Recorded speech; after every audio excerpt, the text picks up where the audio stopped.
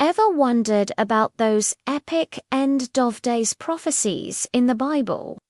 Well, during the festival of Sukkot, a very specific and dramatic one takes center stage. On the Shabbat that falls during Sukkot, we read a special portion from the prophets called the Haftarah. This one comes from the book of Ezekiel, chapters 38 and 39. And it tells the incredible story of the war of Gog and Magog. So, grab a seat in the sukkah and let's dive into this ancient vision of the future. So, who exactly is this Gog? The text tells us he's the ruler of the land of Magog, a powerful leader from the uttermost parts of the north. Think of him as the ultimate antagonist, rallying a massive coalition of nations. And what's his goal? He sets his sights on the land of Israel.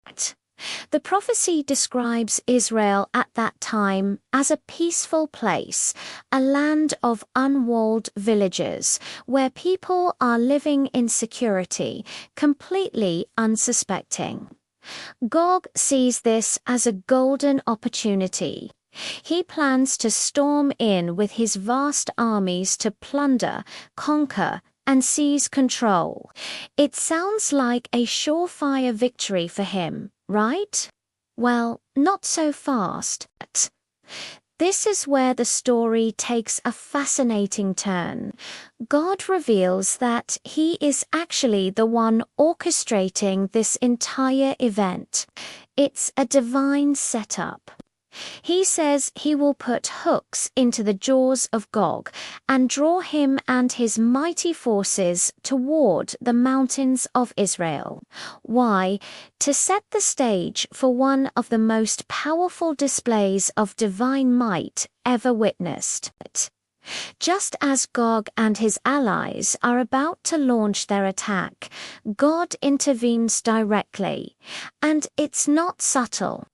The prophecy describes a massive earthquake that will shake the entire land. But that's just the beginning.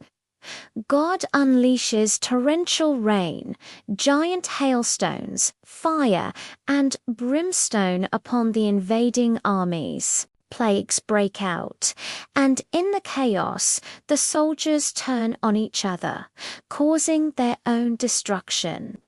It's a complete and total rout, orchestrated not by a human army, but by God himself.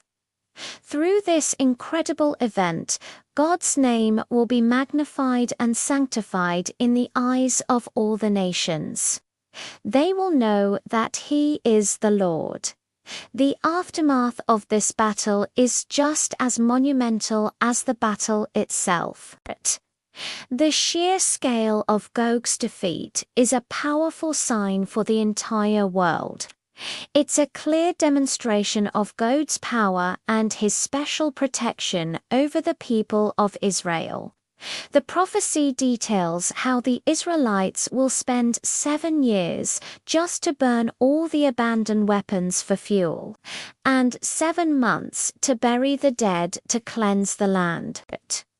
This act of burying the fallen enemy serves as a permanent, physical reminder of the great miracle that occurred. The world will finally understand the relationship between God and his people, realizing that Israel's past exiles were a consequence of their actions, but that their ultimate redemption is guaranteed by God's promise. So, why read this specific, intense prophecy during the joyous festival of Sukkot? It's a beautiful connection. Sukkot commemorates the temporary booths, or Sukkot, that the Israelites lived in during their 40 years in the desert.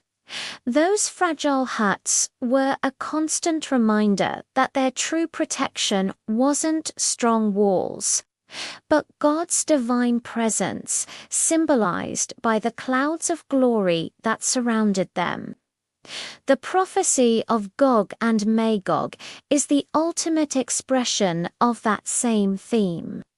It teaches us that in the future, just as in the past, Israel's ultimate security doesn't depend on military strength or fortified cities.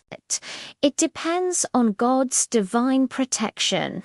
It's a message of hope and faith, promising a future of ultimate peace and security under God's watchful care. A time when the whole world will recognize His sovereignty. It's a powerful reminder that the same God who protected us in Sukkot in the desert will protect us until the end of days. Thanks so much for watching.